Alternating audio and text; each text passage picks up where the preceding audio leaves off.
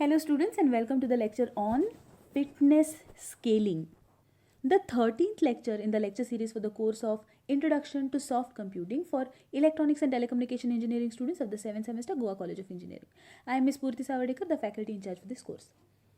In the last few lectures, we have tried to understand this genetic operator called selection. Before going ahead with today's topic, let us revise the implications of selection operation on a generation. Selection is a process in which, out of a pool of potential parents, a pair of individuals is selected that will reproduce to generate offsprings. According to the truth, survival of the fittest, this selection is obviously based on the fitness of the individual. Is choosing the fittest pair of individuals among the population better? Or is it better to consider more diverse individuals with possibly lower fitness? When we select the fittest pair, the selection is said to be exploitative. And when we select a more diverse pair, the selection is said to be explorative. Why so?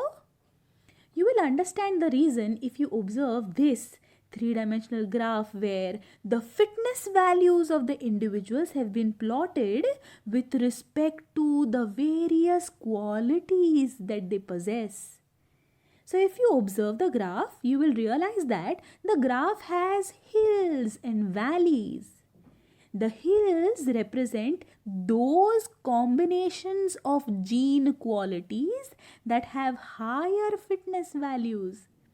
And the valleys represent those combinations of gene qualities that give lower fitness values. On this fitness landscape lie the individuals that form a generation. Consider a situation where a pair is selected from this area that has very similar and higher values of fitness because of the corresponding gene quality combination, while the other individuals have lower fitness value. When reproduction occurs between such individuals over a number of generations, they may attain higher fitness. But the peak of fitness may not be the globally highest value of fitness. It may be a local maximum. Local, not the global maximum. This is because of exploitative selection. Now select the situation where a pair is selected such that one individual is from this area and the other is from this area. Each individual has completely different set of gene qualities. Reproduction between such individuals has lower possibilities of getting stuck on a local hill of fitness. The lower fitness individual has the opportunity to produce the offspring in the next generation such that they come out of the local hill. Such individuals may then, over a number of generations, find the global maximum of fitness. This is because of explorative selection.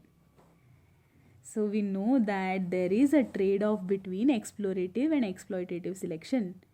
Exploitative selection may get to the peak sooner, but it is likely that the fitness value is only a local maximum.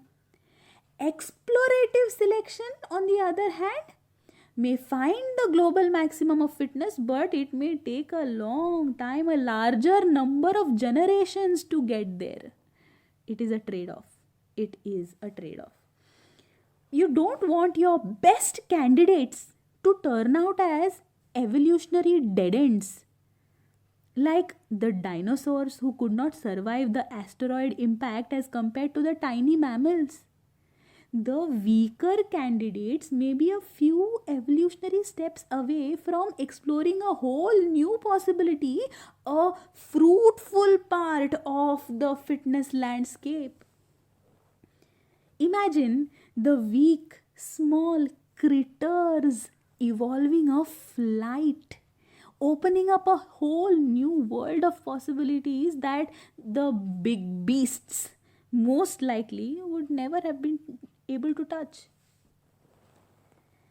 If you are reducing the genetic diversity, you are reducing the search space. So then, what is the solution for this trade-off? We want the higher fitness. We want to select higher fitness individuals also. But we want to maintain the diversity too. We need effective selection.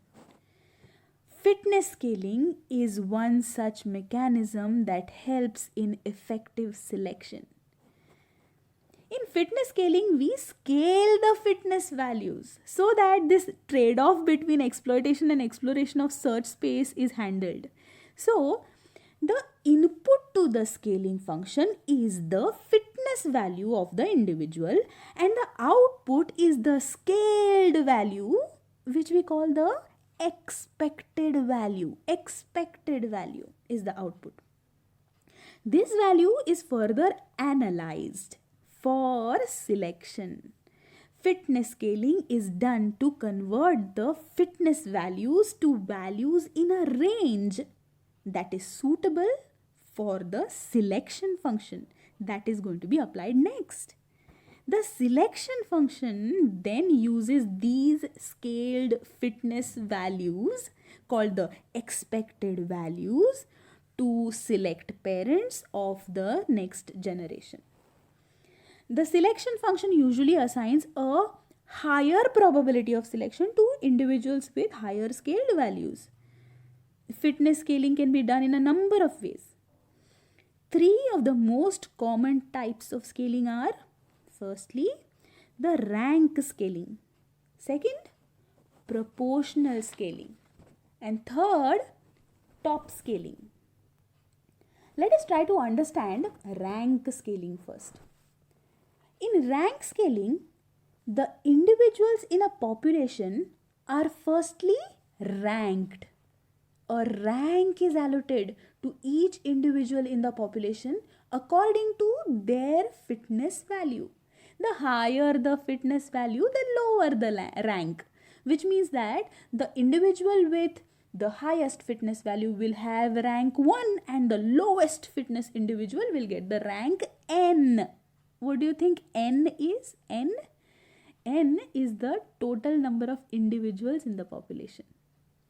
So, firstly, the individuals are ranked according to their fitness values, and then an expected value is generated for every individual using this fitness scaling function. Expected value I comma t is equal to min plus max minus min multiplied by rank of it upon n minus 1, where expected value I comma t is the expected value of the individual I at the time t. Minimum is the minimum value in the range of expected values, the output expected values range, the minimum value of the expected value. Maximum is the maximum value in the range of expected value, and rank of I comma t is the rank of the individual I at the time t. To understand this better, let us consider an example. Here we have 10 individuals who have been ranked according to their fitness from 1 to 10. The rank scaling function performs a transformation of these values into expected values that lie in the range that we have given here, 20 to 40. This is just an example.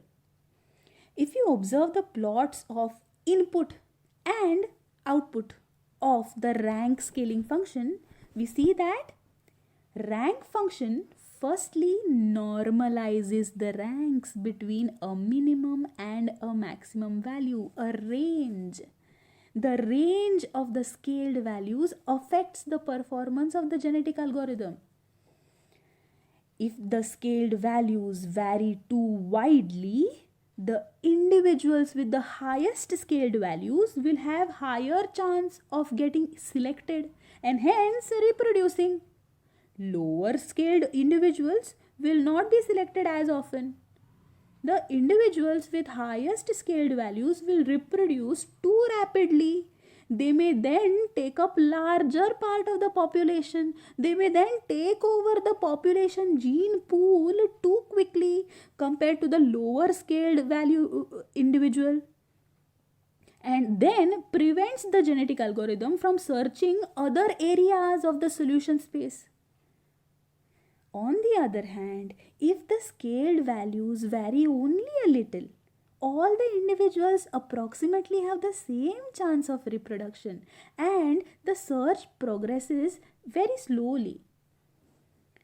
That is why rank scaling is helpful. It normalizes the fitness values into a range using ranks of the individuals.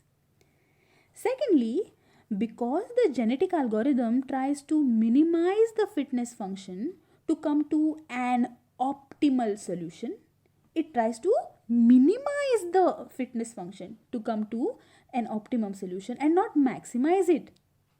Lower fitness values have to have higher scaled values. That is what we've done here. Now we will have to find the minimum values to arrive at a solution and not the maximum values. Now let us try to understand the next type of scaling called proportional scaling. Proportional scaling scales the individuals directly on the values of the fitness function. The expected value is directly proportional to the individual's fitness. This may be given by this equation. Expected value of I, t is equal to alpha multiplied by fit, fit of I, t, where alpha is any constant and fit of I, t is the fitness value. Proportional scaling has problems when the fitness value of a few individuals is comparatively very large, which causes the next generation to be dominated by few individuals and leads to fast convergence, as we have discussed before just now. Now let us try to understand the next type of scaling called the top scaling. Top scaling selects just top few individuals and scales them to the same value 1 by n. All other individuals are scaled to a value of 0.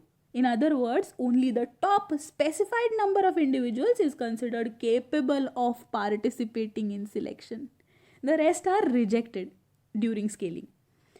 These top few individuals have the same expected value after scaling, hence equal probability of getting selected for reproduction. The number of individuals to be considered is specified as some proportion alpha of the total population. This scaling method is given by this equation. Expected value I, t is equal to 1 by n if I is within alpha percent multiplied by 100 of the individuals in the population, and the expected value is equal to 0 otherwise. I hope that the content covered in this video was clearly understood. Let us continue this discussion now in the Google Meet. See you there. Thank you.